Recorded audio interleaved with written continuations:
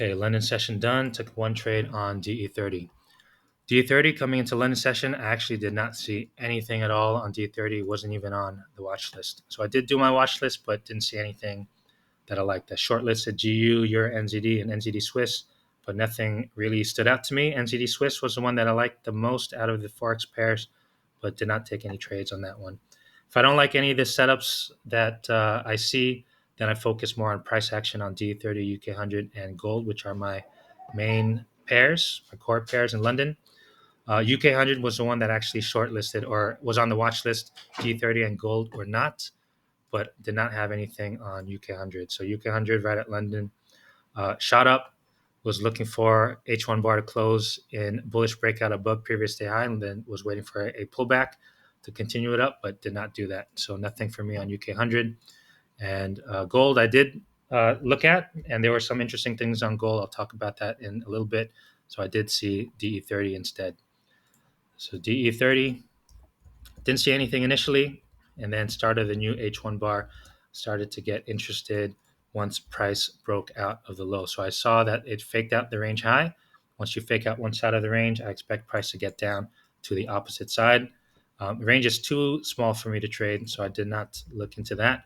But once it broke out below the range, this is when I started to get interested in possible sell. Not this point when it started to shoot down a bit more around here. This is around the time that my son is just. This is around the time that I was interested in taking a trade. Um, he's a wacky guy. So when the H1 breakout, H1 bar closed in bearish breakout over here, this is the point where I started to think about taking a sell. So we have bearish directional bias over here. 73% of the levels are bearish. We have the momentum time frame triggered. Previous day low has been triggered, and we're currently in bearish breakout. Markets in expansion. The setup time frame, we don't have a breakout bar of the current week, but we have one on the previous week. So I know market is moving on the weekly. Don't have a current breakout bar on the daily or the previous one, but we are breaking out below previous day low. So I do consider that as market expansion. We are in ranges, but we're outside of that range. I mean, ranges do exist in this time frame, but we are outside of that range. We have a trigger bar. Entry is day trend reversal. You can trade these ones direct on this time frame, but better risk to reward is dropping down. And we have a setup here. So that star icon is my trend retracement setup. In a trend retracement setup, I want to see higher time frames push strong in one direction. Weeklies and false breakout, dailies and trend reversal. These are really good cycles. These only happen at swing points. Indicator lets me know that it's bearish directional bias. So we have that. Then I want to see a breakout bar in the H1 and price retrace up to that breakout level, fake out the momentum time frame, and then I want to take it back down to at least that low of the H1 bar and possibly even further than that. So that's what I was waiting for. So price, I wanted to see price retrace back up to the H1 breakout level right here, or at least close to it, and fake out the M15 high. And so price was coming up. Current M15 high is right up here. It's a little bit too high up, but I can still take a trade from up here. But when the next M15 closed, then it got pushed down a bit. And this was more, yep. So once it triggered that, once it triggered the M15 high, this is when I'm looking for my entry patterns. So this is a cycle alignment entry patterns. When we have a breakout, I'm looking to trade one of these breakouts on the higher time frames and look for reversal patterns, continuation patterns, or pullback patterns. And so this one right here, we have a bearish breakout, faking out the low, flipping that breakout level, and faking out the high. This is a M15 fake out retracement. This is a pullback pattern, breakout, faking out the low, flipping that breakout level, faking out the high, fake out retracement. And the recommended entries for all these patterns are the ones in black text. So looking for a pullback continuation move, getting back underneath that breakout level. And that's exactly what happened once price got down. And I took this stop loss at the highs. Could possibly take a smaller stop loss in this, but I wouldn't suggest taking smaller stop loss on a pullback continuation move. And the reason why is because pullback continuation moves go right back into the price action. And if the price action on the left is a little bit choppy, then you're going to find lots of resistance here.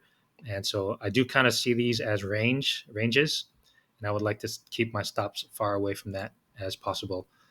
So idea was to take this down, trend retracement setup. So I want to take it down to the H1 low and possibly even further than that.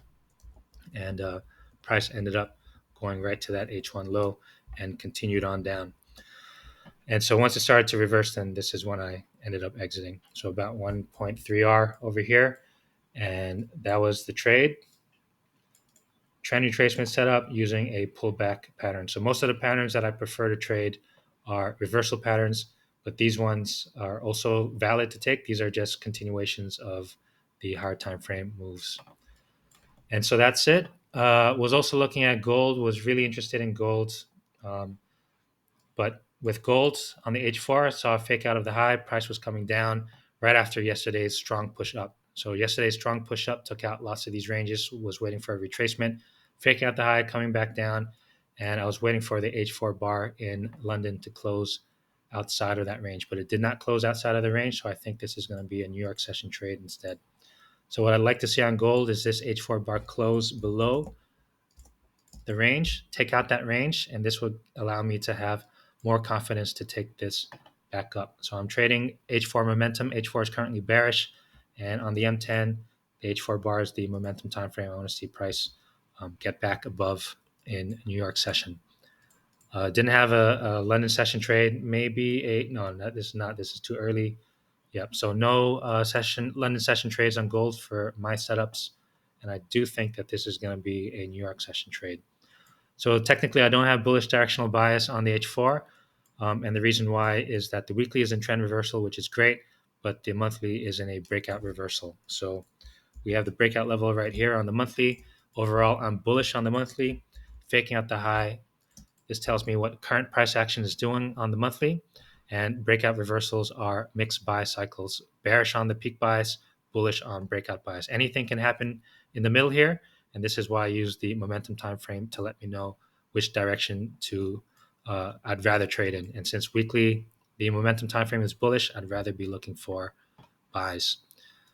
So in one monthly bar, there are 4 weekly bars. So if the monthly is bearish and I see a flip of the breakout levels on the weekly, there's a good chance that the monthly will start flipping bullish as well. And so this is how I frame my trades and was looking for buys, but did not have any setups on this one. Do have the alerts ready to go. Did come down, trigger that range low, but I wanted it to close in breakout.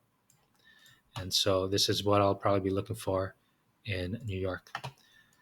And so that's it. That was the only trade I took. One trade on DE30. And that's it. So I did not see this initially, right? Like coming into the session, I did not see that. But every hour I do check the watch list again and immediately saw a strong push outside of a bar, outside of a range, and trend retracement. Trend retracement, that's my favorite setup. Pretty much only trade that nowadays. And that's it.